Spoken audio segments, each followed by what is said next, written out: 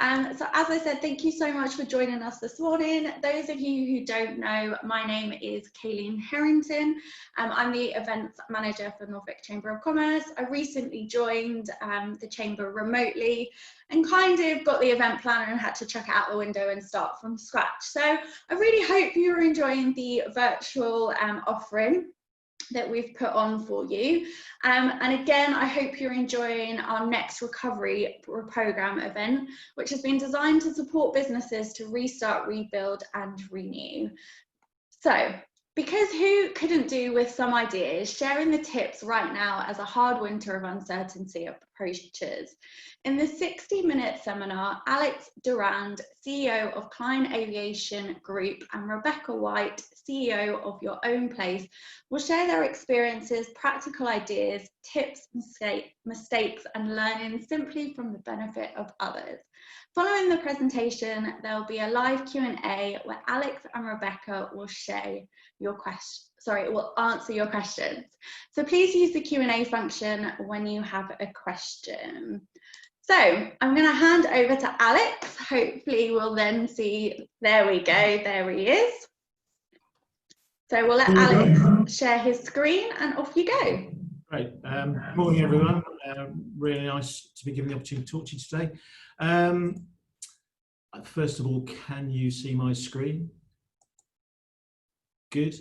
Weather here is grey, like everyone, but I'm at the airport, our office is at the airport, and the only thing I'd forgotten is that it's an airport and occasionally has activity. So if something goes by, bear with me, but hopefully okay. Just really background, we are Klein Aviation Group, explain a bit more about who we are. But the challenges of the year, I think it's never been a period where everybody has had impossible things to deal with at the same time. I think a lot of us are used to the ups and downs of business and life generally, but it's fairly unique from that point of view. So this is about explaining our experiences, and particularly we started the year with a new focus and an ambition. And so really this is trying to take you through how that year's evolved and how we still believe we've come out in a better place, despite a lot of difficulties. So I'm Alex Durand, I'm CEO. I've been in aviation pretty much all my working career, over 25 years. I've been at Saxon and Klein Aviation since 2013. Before that, I lived in Oxfordshire, but I was an aviation consultant working around Europe and the UK mainly. And prior to that, building and running another aviation group, and also where I learned to fly, which I've fortunately for everyone stopped doing now. It's much safer. So really the perspective trying to bring to this is we were trying to rebuild and grow whilst managing a growing business. We've grown 25-30% year on year for years. It's very exciting, but you make compromises as you go. And it was only in January we were saying, wouldn't it be interesting if we had the option to stop the business? What would we do with it? And then behold, the business did stop 2 months later, so we decided what we do with it.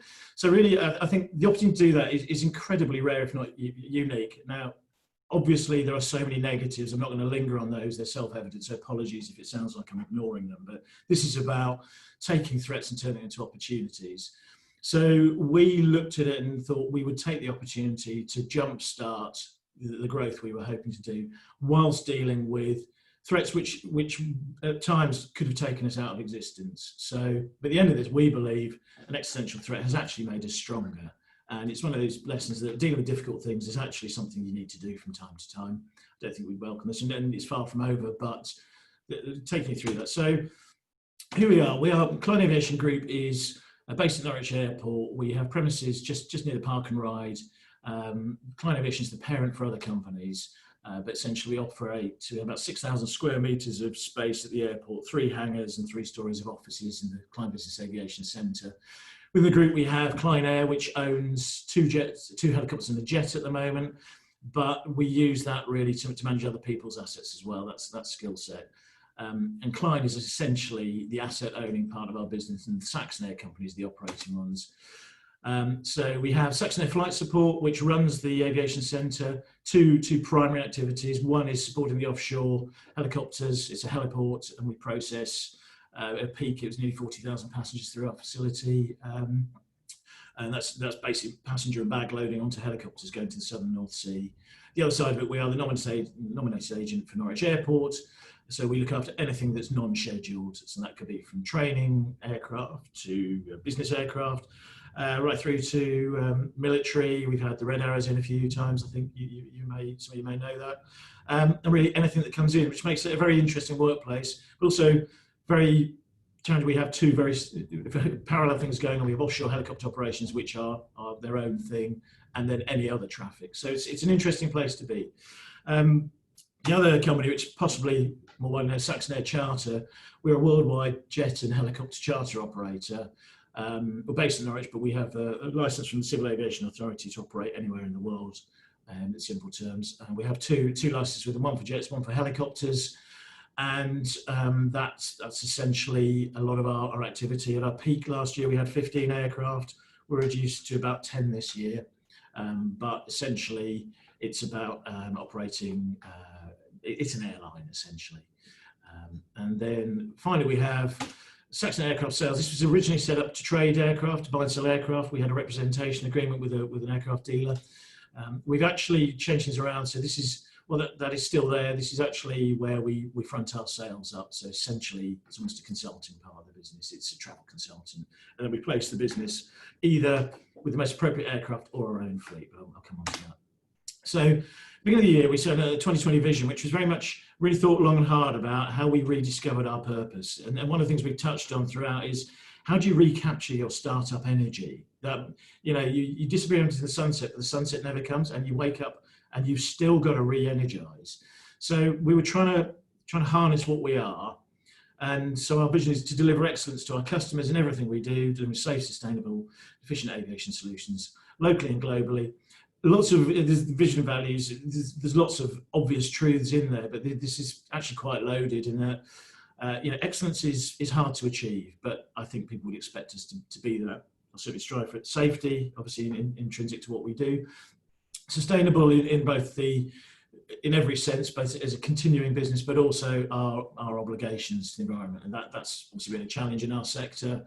And then the locally, globally is we are local, but we have a global presence. So can we deliver our values and our footprint wherever we go and actually bring back a piece of what we learned to evolve? So that's the intention. Our ambitions at the start of the year were to increase our touch points. So it's all about, what do? We deal with people. So how many people can we interact with and make a difference to? Essentially, our service is about either saving time or improving time through the use of aviation. So through our facilities, as I say, we were aiming to get back to our peak of 40,000 through the heliport, 5,000 through our jet charters, 2,000 passengers in our helicopters, another 3,000 various uses of the aviation centre. Underpinning that were values we'd set, which I'll come on to these as well. Again, very obvious things, but things that matter. They run through it. We are privately owned by a family, and this represents their values as well. So we wanted to reconnect with them. And so this is very, very, all this is important. So integrity, sustainability, safety, inclusivity, respect, excellence, and innovation. Again, lots of very heavily used words, but the challenge you find, as I'll try and explain, is how does that happen when your back's against the wall? How do you stick with that? What don't you stick with? And then what do you learn from that? So in terms of how this year started, we had bold ambitions to really, really grow again. And we've had to change those plans fairly rapidly. So in terms of our workforce, primarily we have been trying to evolve the business while at the front end of many aspects of the pandemic. So in the early days, particularly in March, the offshore industry didn't stop. We've not stopped being open here. We have had to adapt and primarily look after our workforce who have been at the front end of it. That's both in the aviation centre and also our flight crew, who have had some extraordinary challenges to deal with, particularly in the early days. So we operate in the last 2 weeks of March. We were absolutely flat out. It was repatriations everywhere, transatlantic. Some situations where you have to change your destination in flight because the rules have changed in the country you're going to, genuinely. So looking at the human factors of the people we were tasking with that, which is particularly the flight crew, in a scary environment where no one quite knew what was going on. So that was something we had to do. So we had to keep the doors open whilst looking after people and not putting them through it. And I'm sure a lot of you here have had that challenge with it, but it's still with us. But when you're talking about hourly updates, overnight, you stay late, you organise a plan, and it's changed overnight. I think we've all been through that, but that was particularly challenging when the operator to stop wasn't there. Then as we evolved, we got into furlough, so that's another challenge to look after the people that aren't working as well. So that it's also helped us focus on, it's back to we're a people business. Our customers, as I say, we've had all sorts of challenges, we've had opportunities. We were, as an industry, I think we've been perceived very much as environmentally polluting, rich man's toys. Interestingly, in March, that was completely reset. We were the only option for so many people. We had so many clients that had never considered our services being reachable as something you could access. And we've learned from that as well. We've had new feedback, but particularly, what do people expect from us, and what should we be? So that's been a live challenge. Supply chain, I'm sure we've all recognised we've had a very, very different set of challenges. Some of our suppliers we worked with for a long time have been amazing. Just dealing with the fact that we had an immediate income stop for 3 months, and you just need time to deal with that. Others have been fair, and a few I think haven't been. They've sort of failed to differentiate between being a bad debt and a global pandemic. So, and I think while we all have to be under fact, everyone's got problems in the cash flow problems, but I think you find that the way people you're trading with for a long time, it's amazing sometimes how much that accounts for and how little. So we've taken that forward.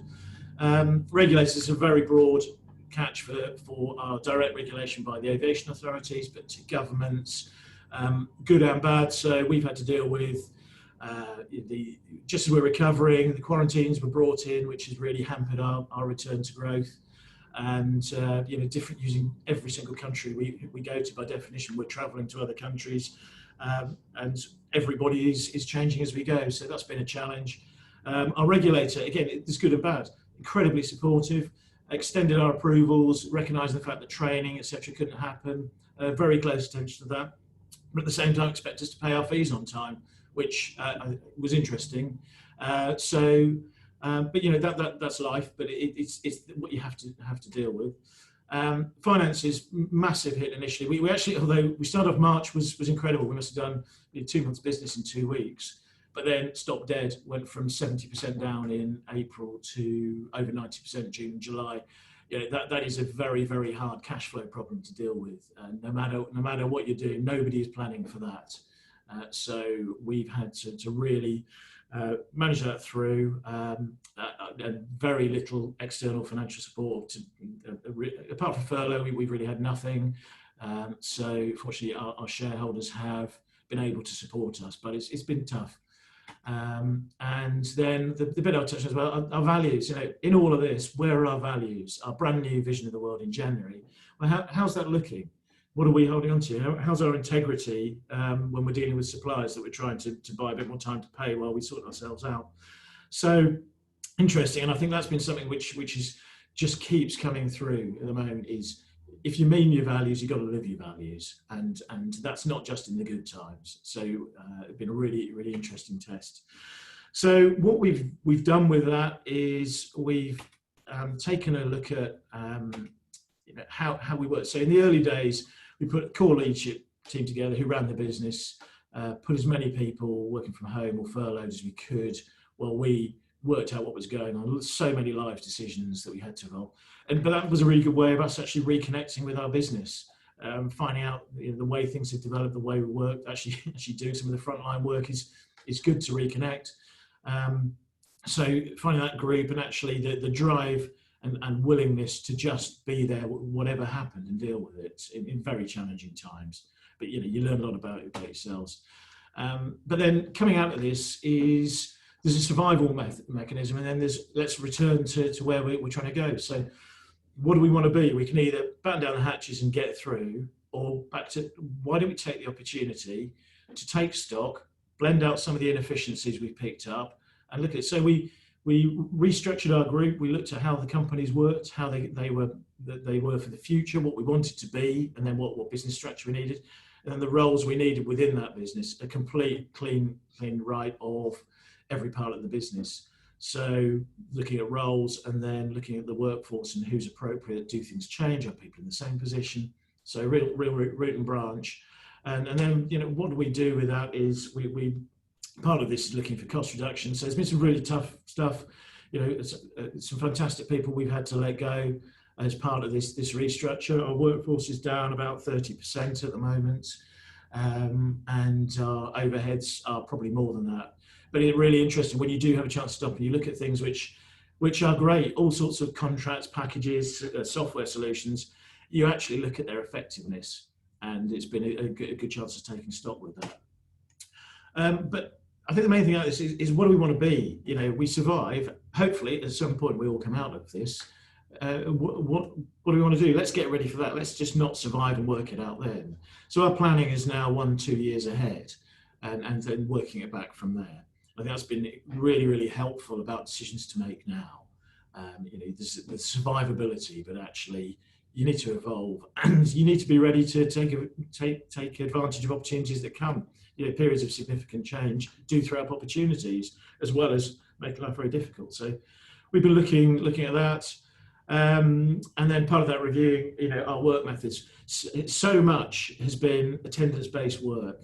We realise as everyone goes to work from home, we're suddenly more productive.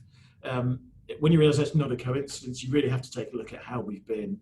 So we really turned from attendance-based work to outcome-based work. Very objective, far more visibility of what we're trying to achieve as departments and in our roles, and that's trying to break down some of the silos of how we do that. But the methodology, so by using all the platforms we're heartily sick of by now, they do provide an objectivity we couldn't have before. So if we want people to work and have a balanced lifestyle, then what are they achieving within their work and how are they going about it? So you actually see people's priorities for a week, you realise what you'll need to help them with, but actually where maybe people are overreaching and you know, just unachievable. So it's really helped us do that. And another thing we found is because during particularly lockdowns, you knew everyone was available, and because of Teams and Zoom, you could grab people whenever you needed them. You started talking to people you hadn't talked to for a long time, people who weren't necessarily based in your office. And it's made us realise we can be a far more inclusive business by really focusing on that methodology.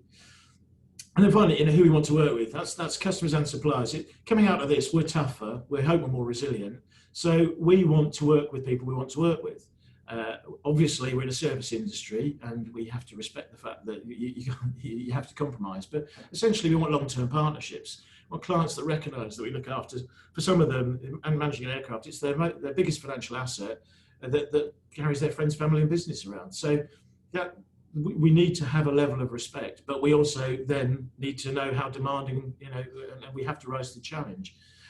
Supply chain as well.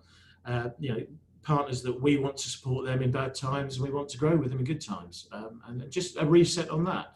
Again, we've all got to be practical, but I think a more collaborative world is a better world, and we're trying to set ourselves up for that. So how we changed is those challenges, what we've actually done about it, and this is obviously a work in progress. But where we are, we put a lot on people. So RTW is return to work. So we're in the process of doing a return to work package for every individual who works for us, which is basically a reinduction, a start again. We communicate the strategy of the business, everyone on a one-to-one basis. We look them in the eye and we get a buy-in or not. And if we don't, we need to have some frank conversations about that, because we need a dynamism and a buy-in to what we're trying to achieve to navigate the future. So it's a real opportunity to reset, but also communicate in a way we've probably been poor at before. So every individual understands what we're trying to work towards. Out of that, we will build a new personal development and appraisal system, but very much concentrating on progressing talent and accelerating individual performance, and where things are going awry, capturing it early and putting it straight. So that then underpins the people. And part of that role is the space we work in. So we've completely changed our office setup. We're probably occupying half our space. We have our own offices in the aviation centre, but no one has an office now. We just have hot desk spaces, which you have to book, meeting spaces, presentation spaces, team working spaces. And it makes you think, so if you need to do some quiet work, you can come in, or you can work from home if you need a group. So it's very much about thinking about the way you run your week and who you need to be and where you need to be. Also factoring in, obviously, social distance working and how we can manage around that. But out of that, we by liberating some space, we found we've got more space to rent from the aviation centre. And by using our own methodology, it's actually finding an appetite for other people. We are lucky enough, we're at a transport node at the airport by the NDR, we're by Park and Ride. So we're accessible for a lot of people for a nice, easy access space that has social distancing, minimum interactions, virtually none if you plot your path through the building. So that's made us, at a time when actually it's really challenging to rent space because apparently everyone's working from home, we think we've actually got an opportunity to rent more. So going through our own challenges has helped us maybe open up opportunities. Use technology, I won't linger on that. I think we're all very familiar with what's going on, but that's good and bad. That's actually ditching technology, which appeared to be efficient, but really relying on a lot of the frontline technology to make ourselves more efficient. And the flip side of that, support for home working, there's the inclusivity piece. It's total. It's not just the obvious. If people are uncomfortable working from home, we feel we have an obligation to give them an office space to come to. So, or vice versa. If people are worried or whatever, then we need to support them at home. So, by adopting all of this together, we're hoping we've got the balance somewhere, and it's an ongoing challenge. But we've got something to evolve from. For instance, so as the lockdowns have changed, we haven't had to change our policy at all. We kept the offices open throughout. There's been social distance workspaces which are appropriate, as in they're clean for anyone that wants to use them. So it's helped us. And then back to how we make best of our time. Very, very keen on the balanced working. Time tracking. What do you do with your working week? Be as efficient as you can. If you work too much, you're not efficient. If you work too little, you're not effective. So we've been doing this actually for some time anyways, just trying to analyse our work. The technology pieces now make it that much easier to do, or better, or there's probably more you can get out of it. But very much about working out realistic priorities and then where we're interacting with each other. So that's been a key piece, and it's harder than it sounds, but we're making some progress, and it's helped us make some resourcing decisions. Customer offering, we've got a lot of new interest in what we do, and it's so we have to adapt, and how do we now offer it to a market segment that perhaps didn't consider what we are. We perhaps tapping into more entry-level aircraft than we have before, because actually I think that's more accessible and there's demand for it. And particularly at the current time, there's so few interactions. If you charter a helicopter, you can literally have zero interactions. We have a screened off cockpit. We can pick you up from the garden and take you to another location. You go straight in without any touch points, which compared to a lot of other transport mechanisms is something, but that is a challenge. And I think it's also why we're here. Well, it's to offer a service to our various customers. So our organisation, all the stuff we talk about, has to be geared to that point, which leads to the final point, which is called synchronicity.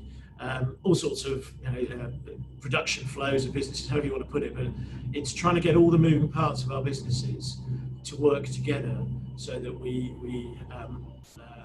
and there goes the noisiest helicopter. So one of the things we found out there is some of our core business functions actually can be brought together. So HR, well-being, sustainability, which is the engine of the company, and it's all about looking after people.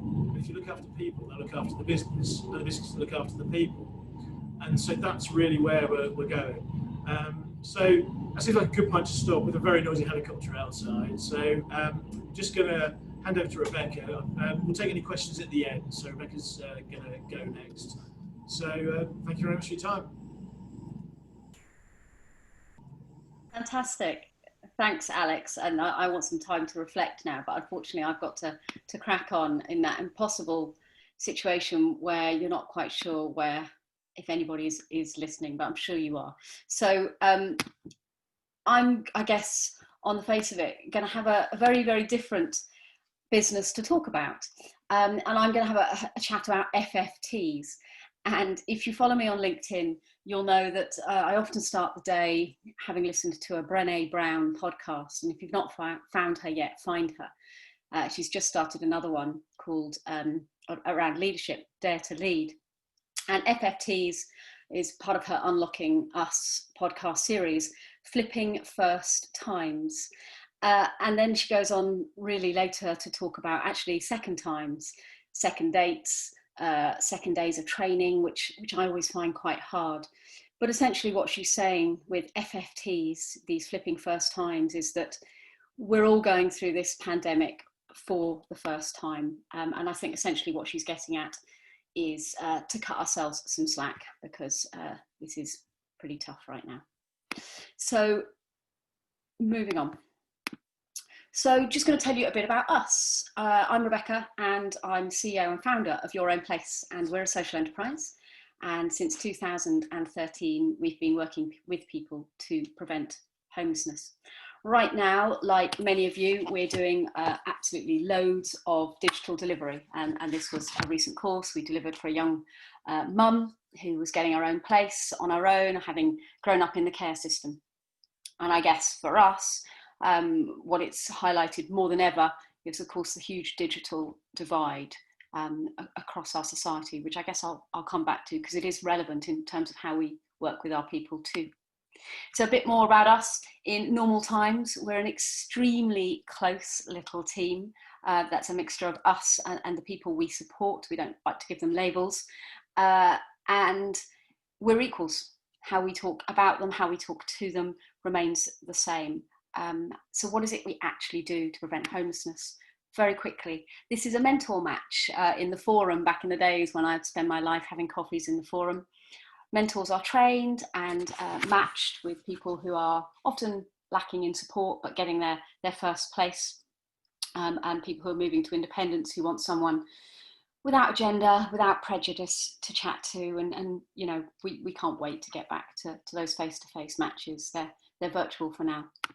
What else do? We train people. We have a flat in central Norwich, but we go all over. We just picked up some work in Brighton to train some young people there.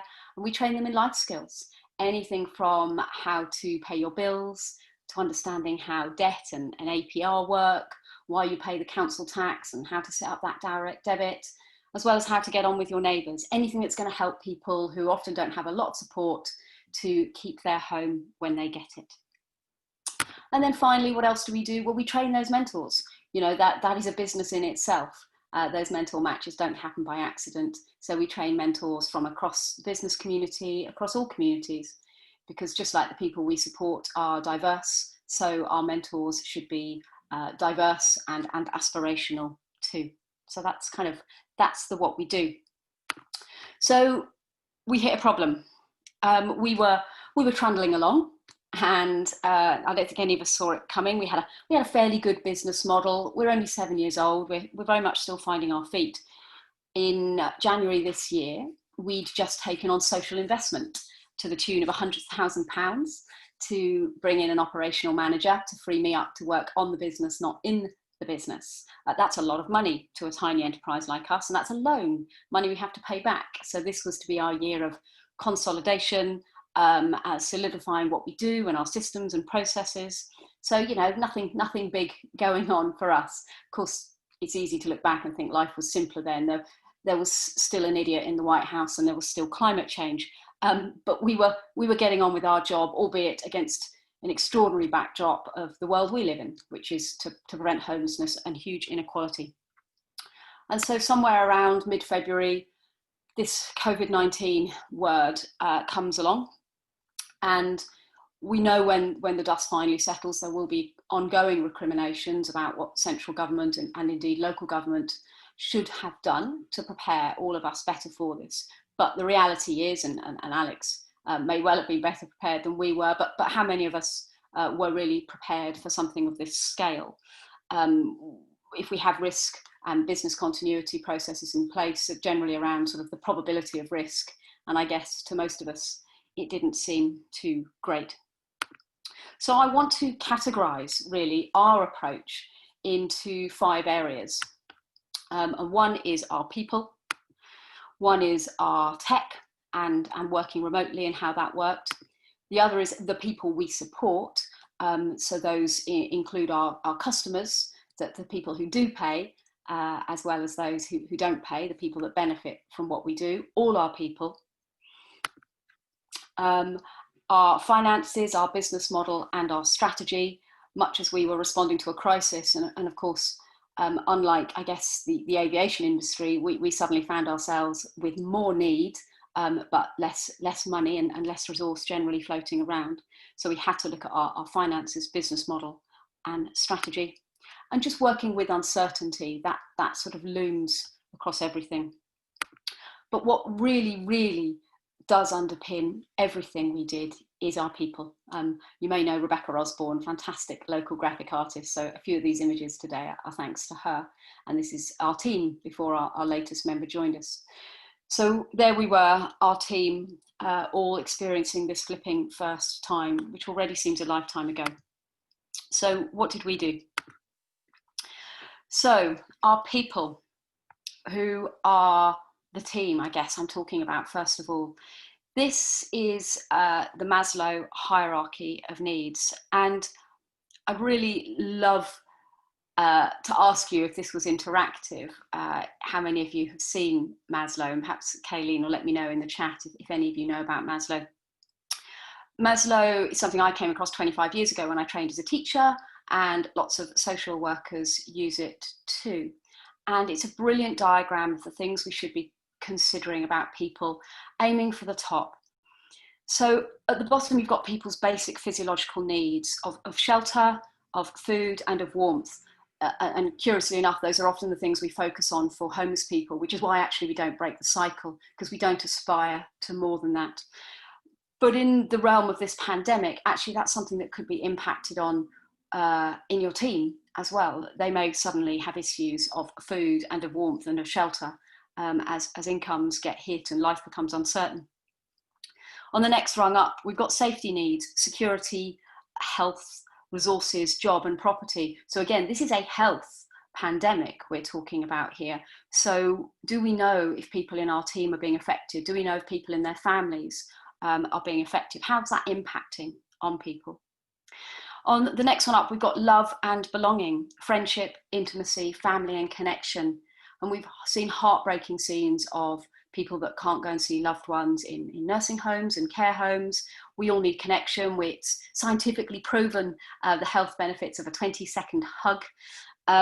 So lots of us, all of us have been affected by that. Are we asking our people? Are we aware of the impact that's having on our team? And in the green row, second from top, we've got esteem, self-respect, status, recognition, strength and freedom. How are we thinking about how this situation is impacting on people's self-esteem, how they feel about themselves? We've heard that lots of people have eaten more, alcoholism has increased during lockdown, people have struggled with their gym routines. How are people really feeling? And then the top one, self-actualization, the desire to be the most that any of us can be. And that certainly motivates me, and why wouldn't it motivate anyone else? And what happens to that in a pandemic when actually we might be thinking more about sort of the orange row or the yellow row?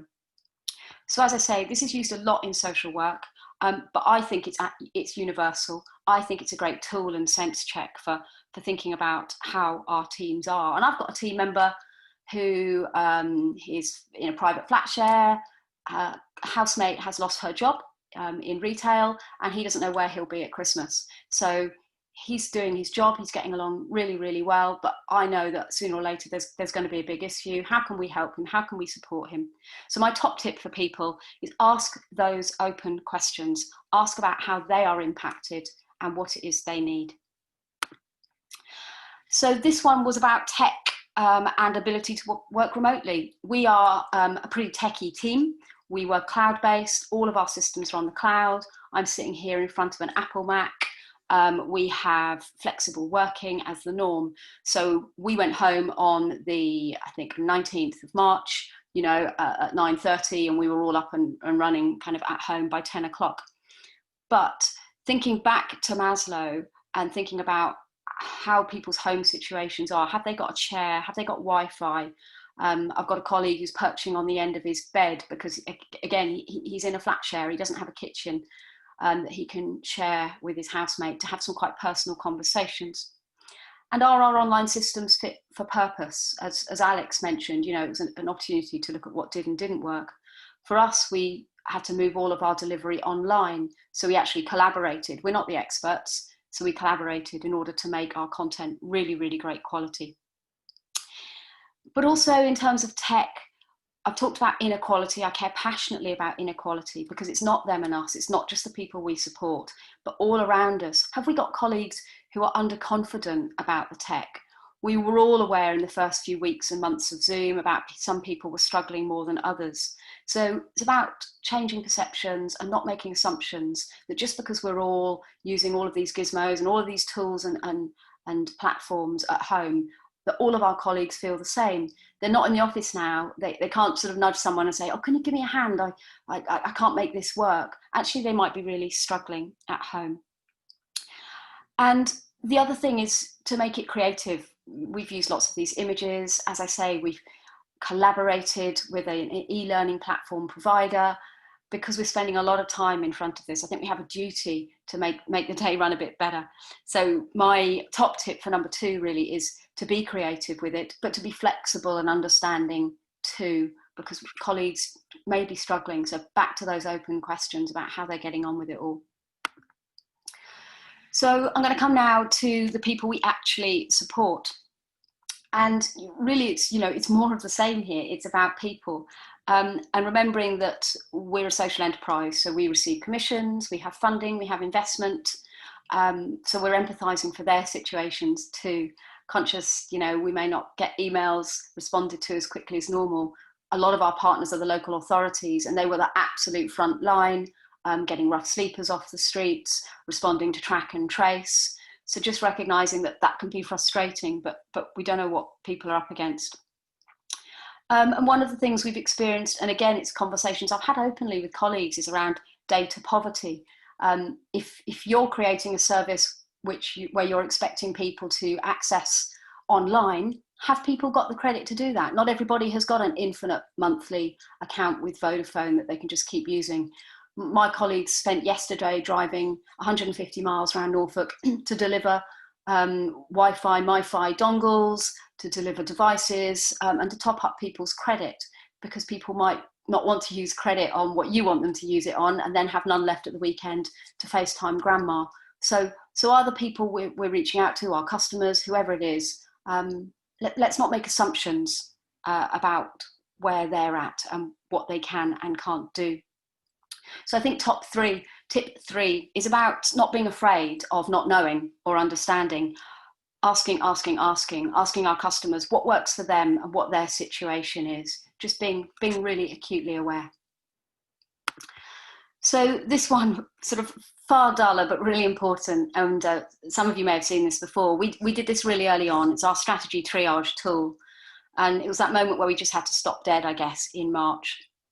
And we considered this together, very much around, well, given the situation, what's our current priority? What's feasible? What can we do? What should we pause? And none of us knew really how long we were going to be pausing anything for. What might be an emerging priority? Alex said, turning the threats into opportunities. Well, what are those opportunities? And for us, how can we reach people differently, reach more people, albeit that we have to come back to our mission at some stage, which is to prevent homelessness.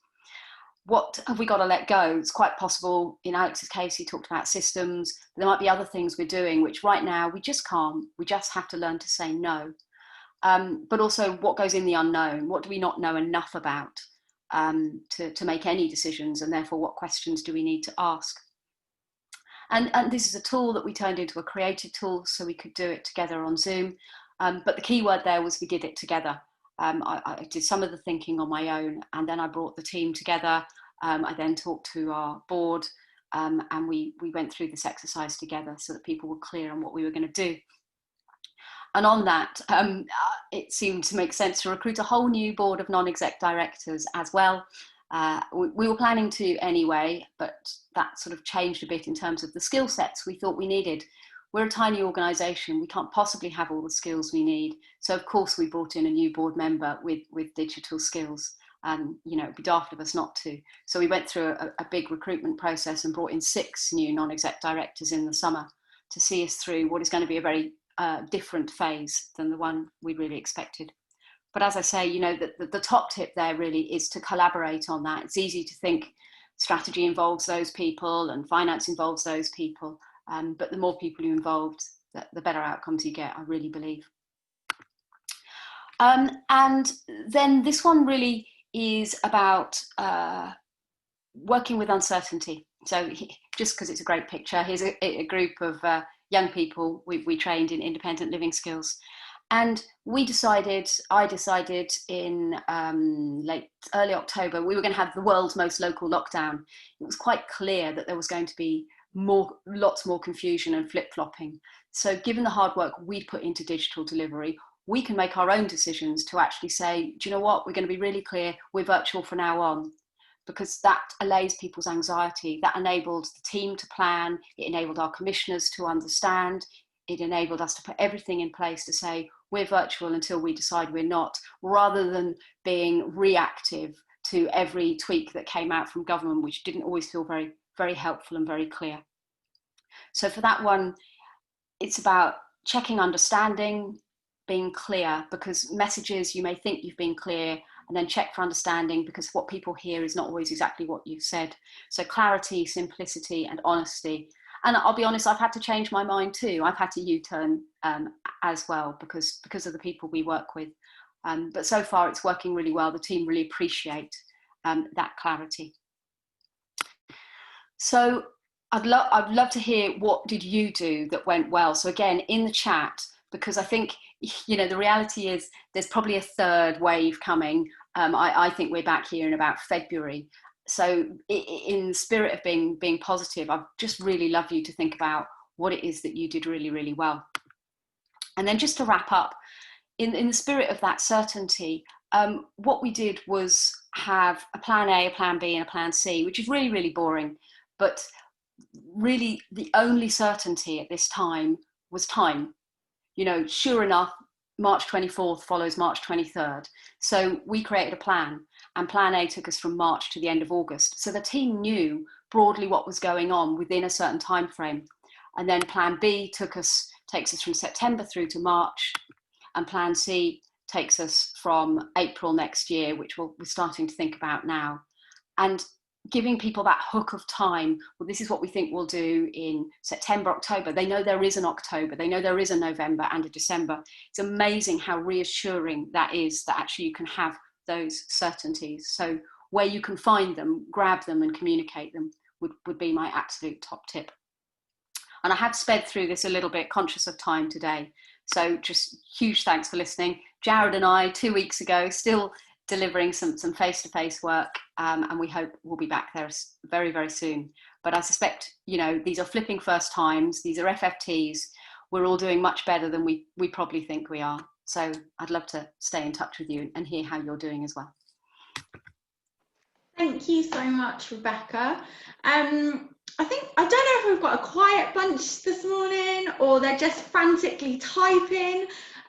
But just to remind you, if you've got any questions, either pop them in the Q&A or just put a note in the chat function, say you want to verbally ask your question. That's not a problem. So yeah, it's just throwing it out there and seeing if anyone has any questions for Rebecca and or Alex following both of their presentations, whether that be a written question or if you want to ask it, that's not a problem. We'll give it a couple of minutes. Alex, I love that you were ahead of the curve.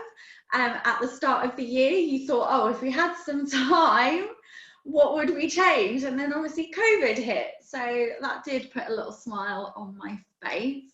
And I wasn't sure if we'd have chance to do the poll, but we could do the poll now. Yeah, do the poll. Cool. Coming into your chat, it'd be brilliant if you would participate. You'll need the URL and the voting code. I'm going to share my screen again. So if you just want to click on the description and pop in the voting code, there's a poll that you can quickly partake in, and then we'll go to questions. That gives you time to pop your questions in or let me know, and we can see the live results come in as you press select. So here we go. So feel free to populate.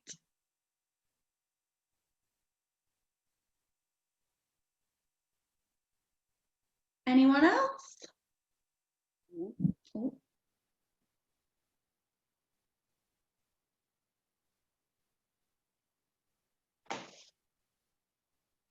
Anyone else? I love seeing the little colours move up and down. Great, isn't it?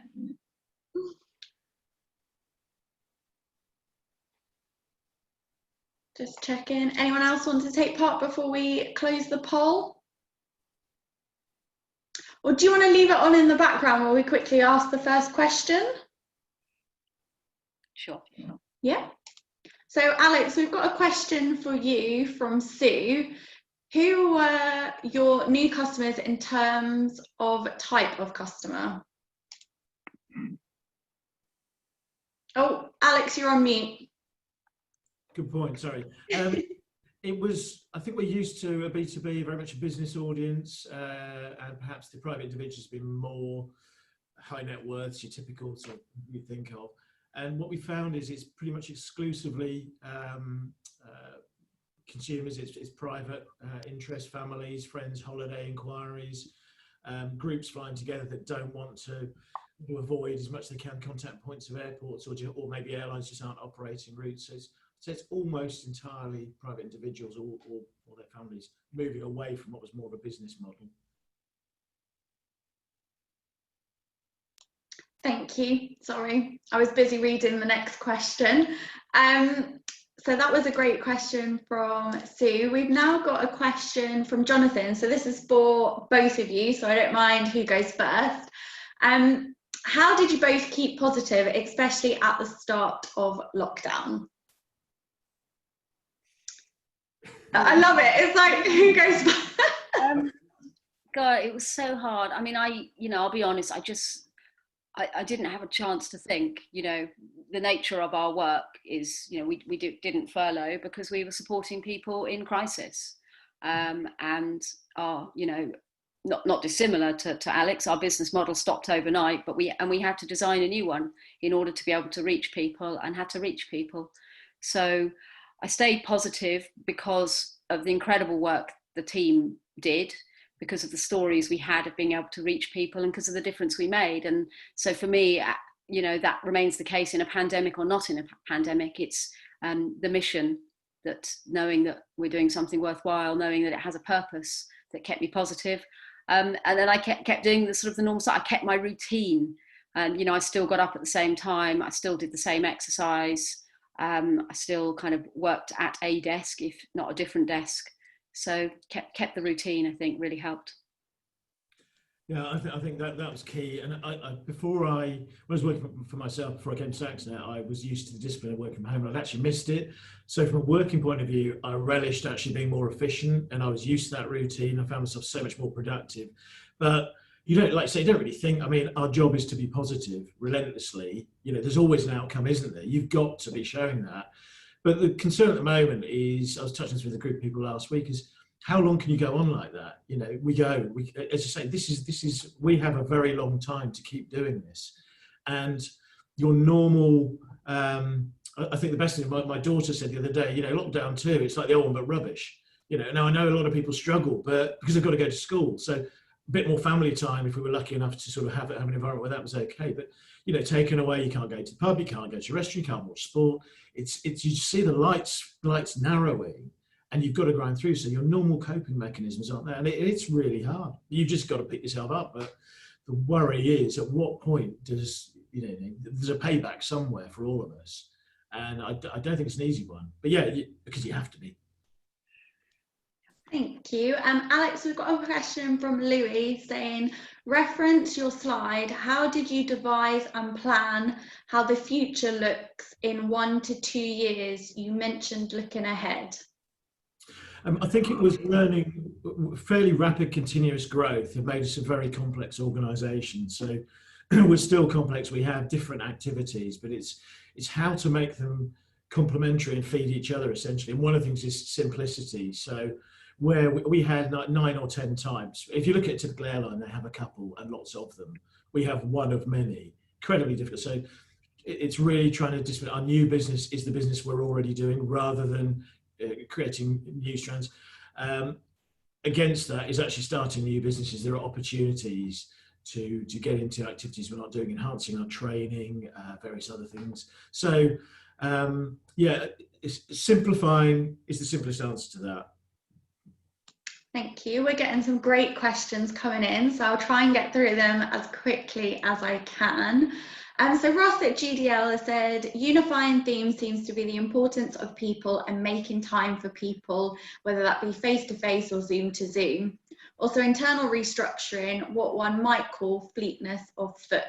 What was the first early moment that you realised a re-examination / restructure was the way forward? Who would like that?